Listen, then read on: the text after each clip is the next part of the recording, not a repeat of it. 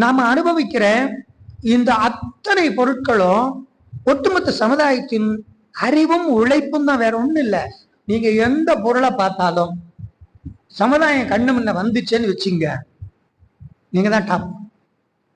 ஞான நிலை வந்துடுச்சுன்னு அர்த்தம், வேற ஒண்ணும் வேண்டாங்க. அதான் அதுக்கு அடையாளம். அதுக்கு மேல உங்களால இந்த சமுதாயத்தை என்ன பண்ண முடியாதுங்க, வெறுக்கவே முடியாது. சமுதாயத்துக்கு ஏதாவது ஒண்ணு பண்ணணும். இந்த உயிர் என்ன பண்ணுங்க, இது துடிச்சுக்கிட்டே இருக்கும், அப்படியே வேகமா வேலை செஞ்சுட்டே இருக்கு. ஏதோ ஒண்ணு பண்ணணும், என்னால முடிஞ்சது செய்யணும். சமுதாய சேர்ந்து நீங்க நல்லா பாருங்க, யாரெல்லாம் உலகத்தில் மிகப்பெரிய ஆட்களா இருந்தாங்களோ அவங்க போன சமுதாய சிந்தனைவாதிகள் தான், வேற யாரும் கிடையாது.